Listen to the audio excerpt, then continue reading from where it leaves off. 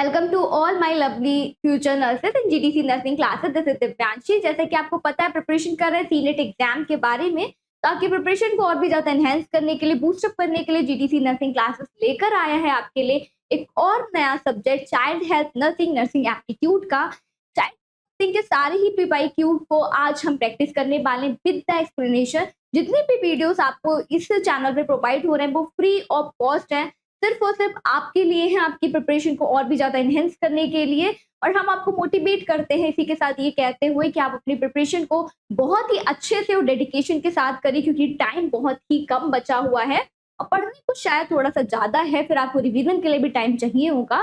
तो इसलिए अपने प्रिपरेशन को, अपने टाइम को अच्छे से यूटिलाइज करिए, जिसके थ्रू जब भी आप एग्जाम में बैठे और जब भी उस एग्जाम का रिजल्ट आए तो उसमें आप अच्छे मार्क्स के साथ में इस एग्जाम को क्रैक करें और आपको एक अच्छा कॉलेज पीएससी नर्सिंग के लिए मिल पाए। तो विदाउट एनी डिले, किसी देरी को किए बिना हम आज के चैनल को, आज के इस वीडियो को स्टार्ट करते हैं। तो पहला हमारा एमसीक्यू है, the first permanent teeth is. सबसे पहले जो टीथ निकलते हैं, जो परमानेंट होते हैं, वो कौन से टीथ होते हैं? क्या premolar first teeth permanent teeth होते हैं, या फिर मोलर फर्स्ट परमानेंट टीथ होते हैं, या फिर लेटर इंसीजनल परमानेंट टीथ होते हैं, या फिर सेंट्रल इंसीजर परमानेंट टीथ होते हैं? यू ऑल नो दैट कि molar first are the first permanent teeth. इसके बाद में जो टीथ होते हैं वो सेंट्रल इंसीजर होते हैं, जो परमानेंट टीथ में कंसीडर करे जाते हैं। The first permanent teeth to erupt are usually the first molar. जो फर्स्ट मोलर टीथ होते हैं, जब भी वो इरप्ट होते हैं तो वो कैसे होते हैं? परमानेंट टीथ होते हैं। इसके बाद में जो सेंट्रल इंसीजर टीथ निकलते हैं फिर वो परमानेंट में कंसीडर करे जाते हैं। नेक्स्ट हम देखेंगे, in our country about 70% of the malaria cases are caused by which species of the plasmodium. हमें ये तो पता है कि मलेरिया प्लाज्मोडियम के थ्रू कॉज होता है, बट ऐसा कौन सा स्पीशीज है जो कॉज करता है हमारे इंडिया में 70% मलेरिया को? प्लाज्मोडियम फ्लैसीपेरम करता है, या फिर प्लाज्मोडियम मलेरिया करता है, या फिर प्लाज्मोडियम बाइबेक्स करता है, या फिर प्लाज्मोडियम ओवेल करता है। प्लाज्मोडियम फैल्सीपेरम एक सेरिब्रल मलेरिया है। इस कंसीडर में क्या होता है, सेरिब्रल को ये अफेक्ट करता है, लाइफ थ्रेटनिंग कंडीशन होती है और इंडिया में बहुत ही रेयर होता है, कॉमनली ये नहीं मिलता। इसी के साथ साथ लेस सीवियर फॉर्म होता है प्लाज्मोडियम बाइबेक्स, जो मतलब कि लेस सीवियर होता है किसके कंपैरिजन में? प्लाज्मोडियम फ्लैसीपेरम के कंपैरिजन में। सबसे ज्यादा नॉर्मली कॉमनली देखा जाता है प्लाज्मोडियम बाइबेक्स, जो हमारे इंडिया में दिखता है। Plasmodium oval and the Plasmodium malaria ये कहाँ दिखते हैं? एशिया और अफ्रीका में इसके केसेस ज्यादा दिखते हैं। तो इंडिया में कौन सा केस दिखता है? प्लाज्मोडियम बाइबेक्स का केसेस ज्यादा दिखते हैं। Both the plasmodium falciparum and the plasmodium vivax are the common cause of the malaria. Commonly cause है ये मलेरिया के, जो इंडिया में देखने को मिलते हैं। इसी के अलावा जो और दो ऑप्शंस हैं, Plasmodium malaria and the Plasmodium oval, ये लेस कॉमन है, हमारे इंडिया में नहीं दिखते हैं, एशिया और अफ्रीका में इसके केसेस ज्यादा दिखते हैं। और प्लाज्मोडियम फैल्सीपेरम और प्लाज्मोडियम बाइबेक्स के कंपैरिजन में प्लाज्मोडियम बाइबेक्स के केसेस ज्यादा दिखते हैं। प्लाज्मोडियम फैल्सीपेरम रेयर कंडीशन है, लाइफ थ्रेटनिंग कंडीशन है, जिसको हम सेरिब्रल मलेरिया भी कहते हैं, जो सेरिब्रल सिस्टम पे अफेक्ट करता है। नेक्स्ट हम देखेंगे, rabies is caused by. Rabies जो होता है ये किस तरीके का इन्फेक्शन है? वायरल है, पैरासाइटिक है, बैक्टीरियल है, या फिर फंगल इन्फेक्शन है? तो रेबीज किसकी वजह से कॉज होता है? एनिमल की वजह से कॉज होता है, और ये कैसा इन्फेक्शन है? एक वायरल इन्फेक्शन में कंसीडर किया जाता है। Rabies is a viral disease transmitted through the animal bite. जब भी एनिमल बाइट करते हैं तो उसके थ्रू इसका इन्फेक्शन ट्रांसमिट होता है, और ये कैसा है? वायरल इन्फेक्शन है। नेक्स्ट हम देखेंगे, the first step of the nursing process is. जो सबसे पहला इनिशियल स्टेप होता है नर्सिंग प्रोसेस में, वो क्या होता है? कि अब सबसे पहले हम असेसमेंट करते हैं, या हम प्लानिंग करते हैं, या फिर डायग्नोसिस करते हैं, या फिर इवैल्यूएशन करते हैं। तो नर्सिंग प्रोसेस में बेसिकली कितने स्टेप्स होते हैं? 5 स्टेप होते हैं। सबसे पहले हम क्या करते हैं? डेटा को कलेक्ट करते हैं। तो उस इनिशियल फेज को हम क्या बोलेंगे? असेसमेंट। क्या बोलते हैं? असेसमेंट बोलते हैं। असेसमेंट में क्या करते हैं? हम पेशेंट का सब्जेक्टिव एंड द ऑब्जेक्टिव दोनों ही तरीके के डेटा को कलेक्ट करते हैं। इसके थ्रू क्या होता है, जितना भी पेशेंट का हिस्ट्री होता है वो गैदर किया जाता है। उसी के बेसिस पे फिर हम सेकंड स्टेप में मूव करते हैं, और सेकंड स्टेप हमारा क्या होता है? डायग्नोसिस। देन हम डायग्नोसिस को मेट करते हैं।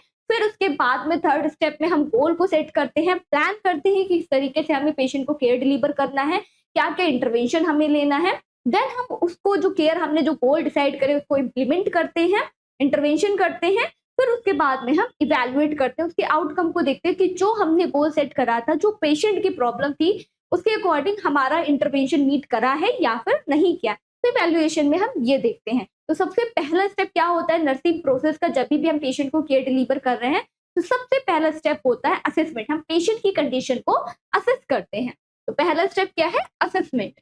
Assessment is the initial step. सबसे पहला इनिशियल मीन स्टार्टिंग का फेज होता है इन द नर्सिंग प्रोसेस में। नेक्स्ट हम देखेंगे the teeth that are finally felt. सबसे पहले जो लास्ट में जो नॉर्मली टीथ फेल्ट होते हैं वो कैसे होते हैं? क्या सेकंड मोलर होता है, या फिर सेकंड प्री मोलर होता है, या फिर थर्ड मोलर होते हैं, या फिर थर्ड प्री मोलर होते हैं। हमने पहले देखा था कि जो मोलर टीथ होते हैं वो परमानेंट टीथ होते हैं। तो third molar are the teeth that felt first. Third molar और the wisdom teeth typically erupt last. ये कैसे होते हैं? लास्ट में सबसे ज्यादा इरप्ट होते हैं, सबसे लास्ट में इरप्ट होते हैं। हर किसी के एज के अकॉर्डिंग ये वेरी करते हैं हर किसी के बॉडी में। और जो भी ये टीथ होते हैं थर्ड मोलर, इनको क्या कहते हैं? विजडम टूथ के भी नाम से जाना जाता है। कि कुछ लोग कहते हैं कि अकल की दाढ़ निकल आई, तो किसको कह रहे हैं? थर्ड मोलर टीथ को ही हम विजडम टूथ के नाम से जानते हैं। नेक्स्ट हम देखेंगे the most common type of the shunting procedure used to the divert the excess amount of CSF। CSF का मतलब क्या होता है? cerebrospinal fluid in patients suffering from the hydrocephalus। अभी हाइड्रोसेफेलस क्या होता है? हाइड्रोसेफेलस एक ऐसी कंडीशन होती है जिसमें ब्रेन के वेंट्रिकल्स में फ्लूइड फिल्ड हो जाता है, बहुत ही हैवीनेस होता है। और बच्चे के अंदर जो भी हमारे पीडियाट्रिक पॉपुलेशन है, पीडियाट्रिक पेशेंट है, उनके ब्रेन में जो फ्लूइड होता है उसका अमाउंट, सीएसएफ का अमाउंट बहुत ही ज्यादा बढ़ जाता है, जिस वजह से कॉग्निटिव मतलब ब्रेन का जो फंक्शनिंग है वो इम्पेयर्ड हो जाता है, बच्चे का ग्रोथ एंड डेवलपमेंट भी डिले हो जाता है। जिसको ट्रीट करने के लिए हमें जो एक्सेसिव फ्लूइड कलेक्ट हो जाता है ब्रेन में, उसको हमें निकालना होता है, उसको ड्रेन करना होता है।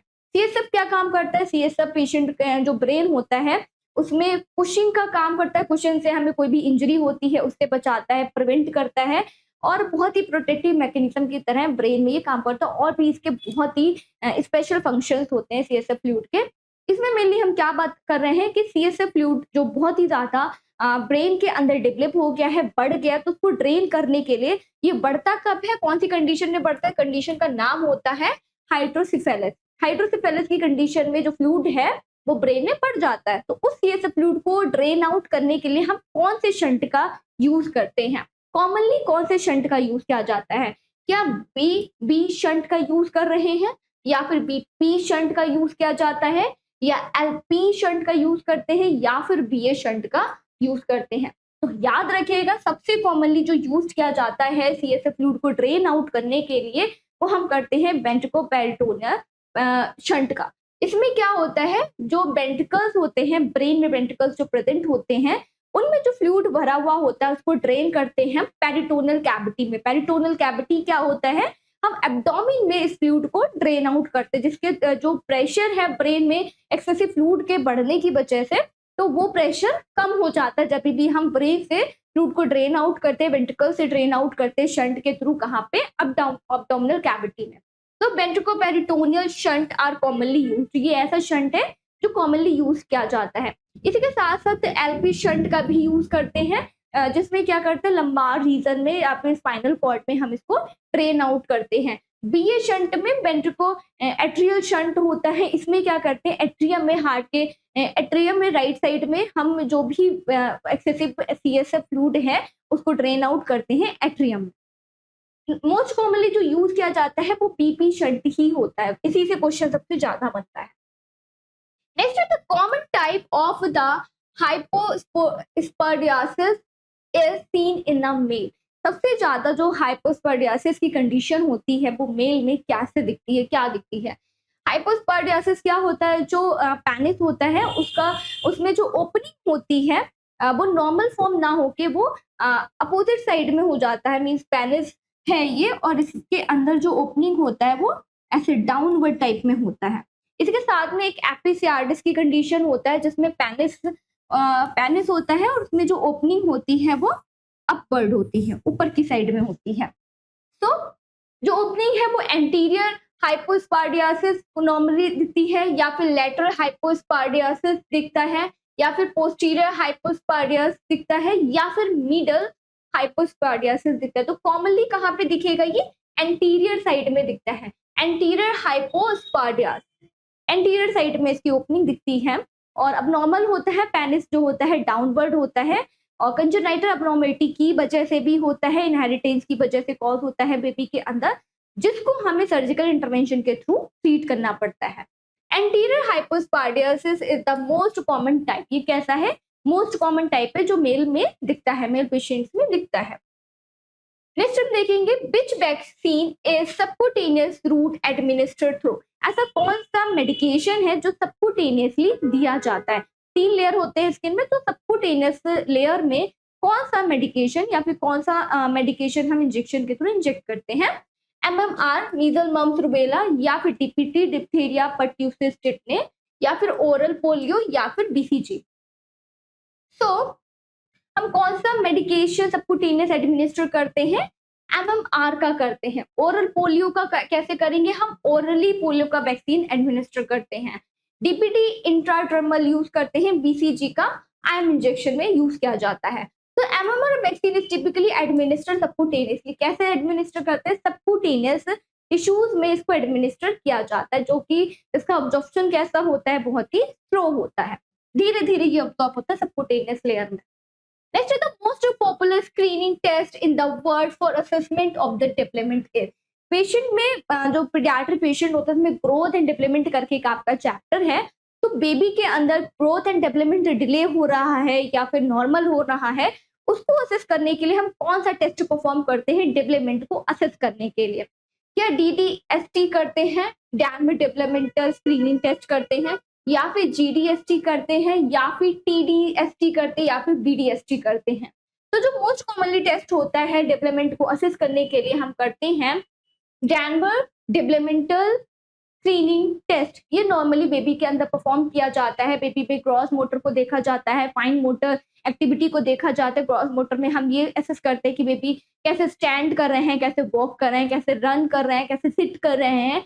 और फाइन मोटर में हम उनके ग्रैस्पिंग को देखते हैं कि किस तरीके से कर रहे हैं। इंटेलेक्चुअल लेवल को देखते हैं, लैंग्वेज को चेक करते हैं किस तरीके से वो परफॉर्म कर रहे हैं, उनकी मेंटल स्टेबिलिटी को देखते हैं, और जो भी फिजिकली उनका वर्क है उसको देखते हैं वो किस तरीके से परफॉर्म करें अपनी एज के रिगार्डिंग, कोई प्रॉब्लम तो नहीं है, ऑटिज्म तो प्रेजेंट नहीं है, या फिर डेवलपमेंटल डिले तो नहीं है, बेबी का मेंटल रिटार्डेशन तो नहीं है। इस कंडीशन को असेस करने के लिए हम कौन सा टेस्ट परफॉर्म करते हैं?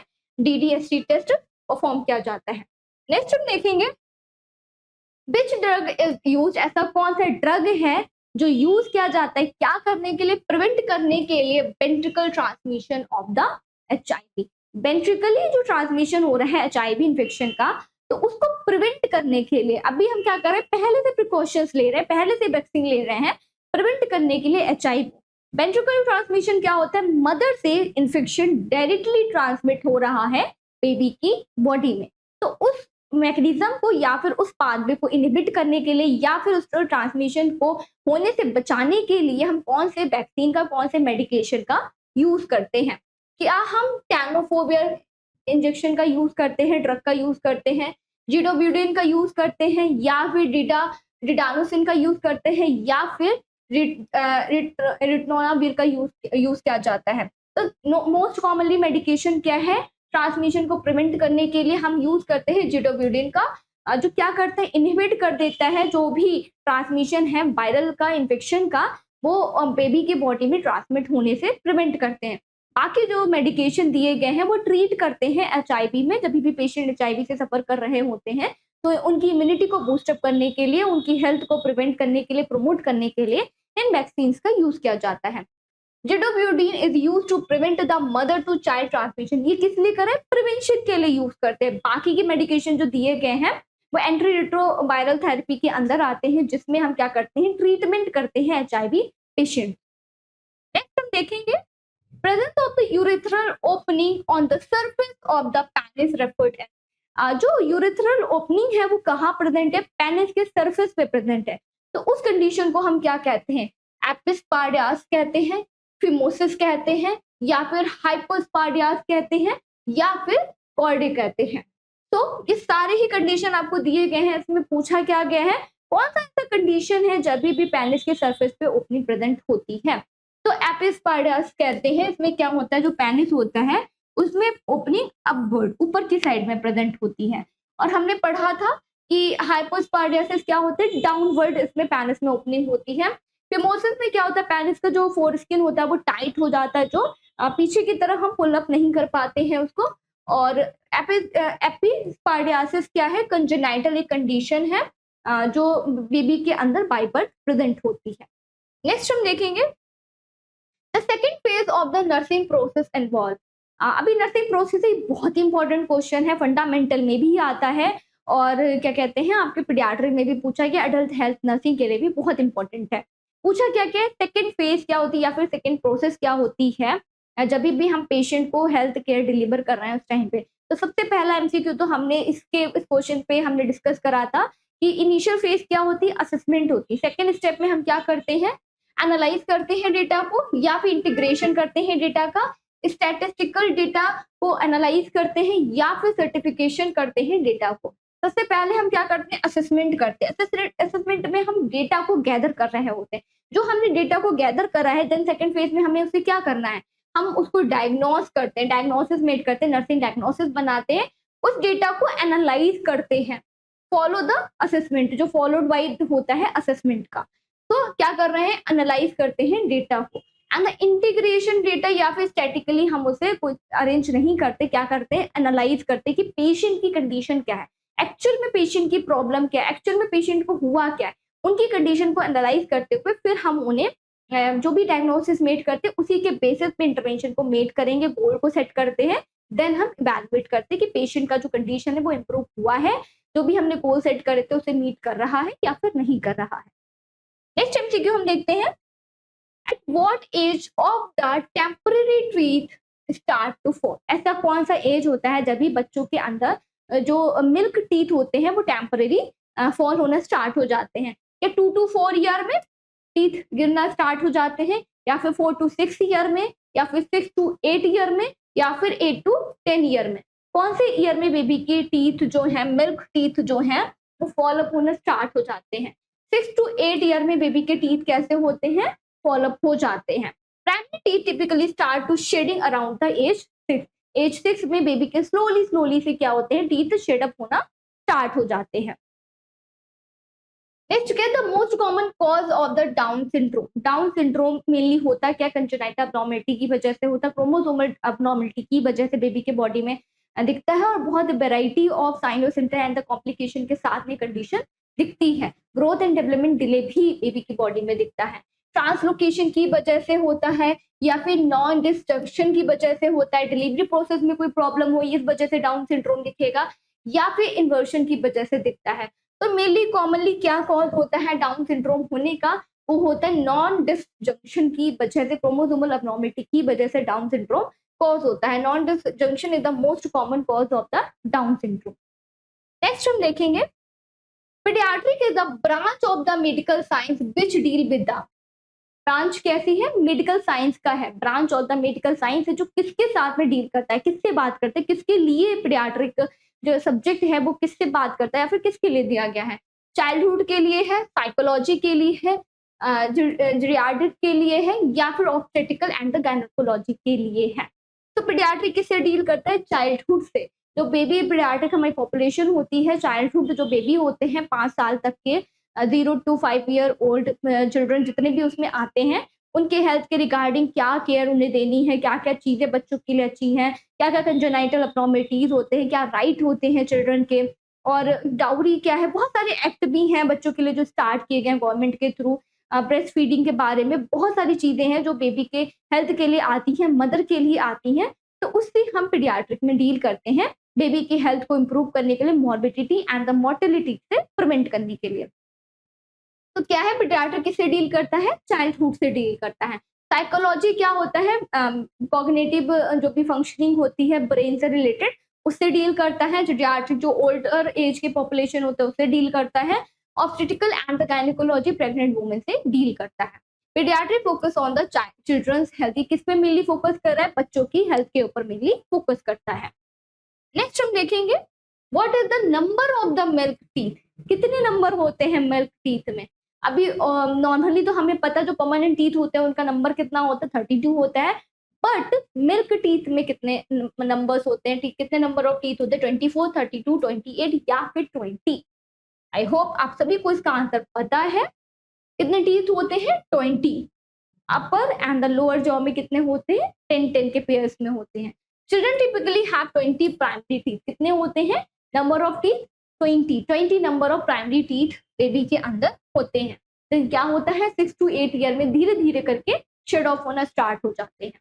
नेक्स्ट है एंटी रिट्रोवायरल थेरेपी, तो किसके लिए दिया जाता है, एचआईवी को ट्रीट करने के लिए, is given in which disease, measles, ma'am ये तो आपने बता ही दिया अभी, मीजल्स को ट्रीट करने के लिए देते हैं, एड्स को ट्रीट करने के लिए देते हैं, रेबिस को ट्रीट करने के लिए देते हैं, या फिर मम्स को ट्रीट करने के लिए देते हैं।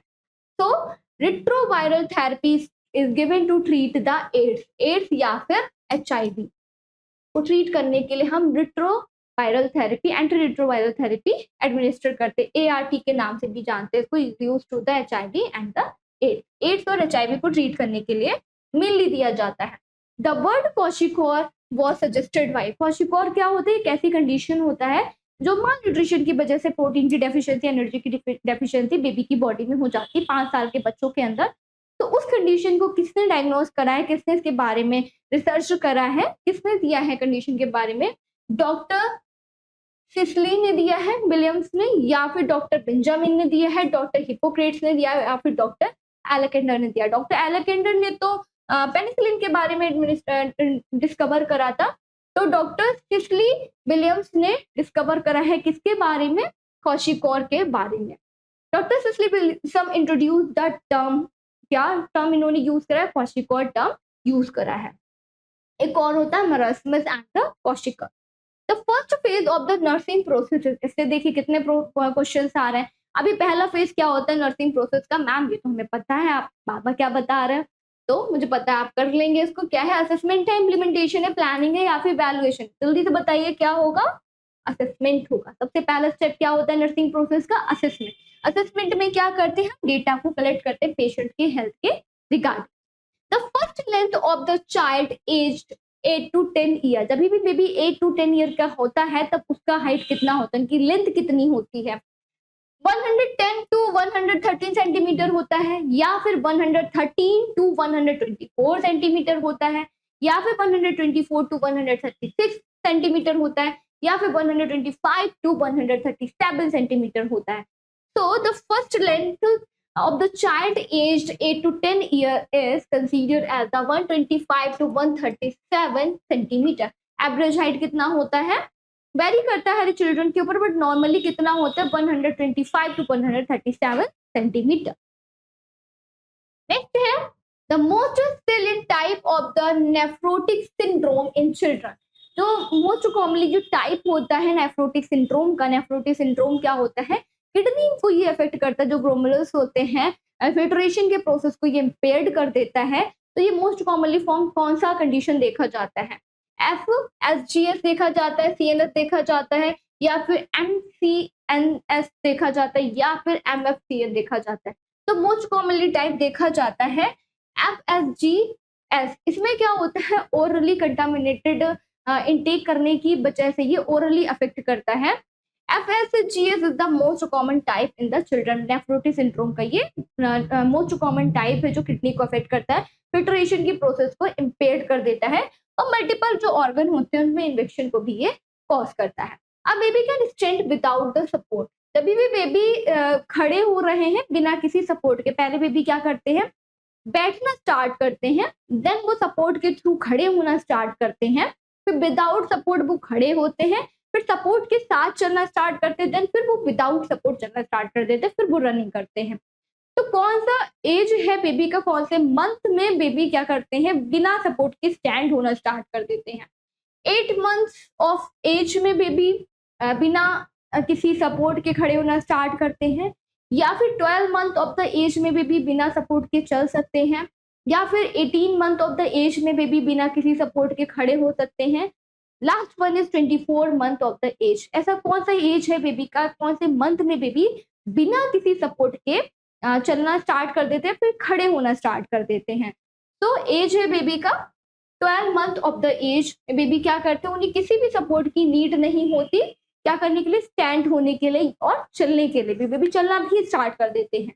Baby typically stand with support around the 9 to 12 month. Means 12 month के अराउंड में बेबी कंप्लीटली हर एक एज में वेरी करता है इंडिविजुअल में, पर जो कॉमनली अगर इसमें दिया गया है 8 मंथ था, 12 था, 18 था, 24 था, तो हम किसको मार्क करेंगे, 12 मंथ में करेंगे। कंप्लीटली बेबी 12 मंथ में आसानी से अच्छे से बिना किसी सपोर्ट के स्टैंड होना और चलना स्टार्ट कर देते हैं। और अगर आपसे पूछा जाए कि किस मंथ के बीच में, तो 9 to 12 मंथ के बीच में अगर कोई भी मंथ दिया हो तो आप उसको करेक्ट कर सकते हैं। अगर 10th या फिर 11 मंथ दिया तो आप उसे करेक्ट कर सकते हैं। Spoon shaped nail is known as the koilonychia या फिर काइफोसिस या फिर एंगुलर स्टोमैटिस या फिर लोडोसिस। लोडोसिस तो स्पाइनल कॉर्ड का एक कंडीशन है, एंगुलर स्टोमैटिस भी नहीं होगा, काइफोसिस भी नहीं होगा, स्पाइनल कॉर्ड का कंडीशन है। क्या बचता है, कोइलोनाइकिया बचता है। Koilonychia is characterised by the spoon shaped nail. इसमें कैसे होते हैं, पेशेंट के नेल कैसे हो जाएंगे, स्पून शेप्ड के हो जाते हैं, जो कॉमनली नहीं अगर होते। Pinworm infection is caused by the, pinworm infection किस वजह से कॉज होता है, फंगई की वजह से, बैक्टीरिया की वजह से, पैरासाइटिक इन्फेक्शन होता है या फिर वायरल इन्फेक्शन होता है। कौन सा इन्फेक्शन, पिनवॉर्म। मैम इसके नाम से पता चल रहा है ये फंगल इन्फेक्शन होता है। पिनवॉर्म कैसा होता है, इंटेस्टाइनल पैरासाइट की वजह से कॉज होता है। इंटेस्टाइनल पैरासाइट जो इन्फेक्शन होता है इंटेस्टाइन में, जीआई सिस्टम को ये मेनली अफेक्ट करेगा। लास्ट वन हम एमसीक्यू प्रैक्टिस कर रहे हैं इस वीडियो में। Ingredients of the WHO ORS। जो WHO ने ORS दिया है डायरिया को ट्रीट करने के लिए, हाइड्रेशन को क्या करने के लिए, मेंटेन करने के लिए, बॉडी को हाइड्रेट रखने के लिए ORS सजेस्ट कर रहा है, तो उसमें क्या क्या इंग्रेडिएंट होते हैं, क्या क्या चीजें से मिलके ORS बना हुआ होता है। क्या सिर्फ उसमें सोडियम, कैल्शियम, वाटर, मिल्क होता है, या फिर glucose, sodium chloride, trisodium citrate and the potassium chloride होता है। देखिए मिल्क तो नहीं होता, ये तो नहीं होगा। Minerals, antibodies, vitamin and the glucose, क्या ये चीजें ORS में होती हैं। Glucose, sodium chloride, sodium citrate and the potassium. कौन सी चीजें, कौन सी इंग्रेडिएंट से मिलकर ORS मिलकर बना हुआ होता है, glucose, sodium chloride, trisodium citrate and the potassium chloride. ये सारे ही इंग्रेडिएंट किसमें होते हैं, ORS में होते हैं। और इनका अमाउंट भी क्या होता है, डिफरेंट डिफरेंट होता है। जितनी भी बॉडी में नीडेड होता है उसके अकॉर्डिंग अप्रोप्रिएट अमाउंट में सारे ही इंग्रेडिएंट उसमें प्रेजेंट होते हैं। तो class this is all about today class. I hope आपने इस वीडियो के थ्रू लर्न करा है चाइल्ड हेल्थ नर्सिंग के हमने PYQs को प्रैक्टिस करा है एक्सप्लेनेशन के साथ में। अगर आपको कोई भी क्वेरी हो तो कमेंट करके जरूर बताइएगा। अगर आपने कुछ भी सीखा हो इस वीडियो के थ्रू तो कमेंट करके बताना मत भूलिए। ज़्यादा से ज़्यादा वीडियो को लाइक करिए, शेयर करिए, और अगर अभी तक आपने इस चैनल को सब्सक्राइब नहीं किया तो सब्सक्राइब करना मत भूलिए। बेल आइकन को प्रेस करिए जिससे जब भी इस वीडियो का, इस सब्जेक्ट का सेकंड पार्ट आए तो आपको उसका नोटिफिकेशन टाइमली मिल पाए। इसी के साथ मिलेंगे नेक्स्ट वीडियो में नए टॉपिक के साथ। Thank you class.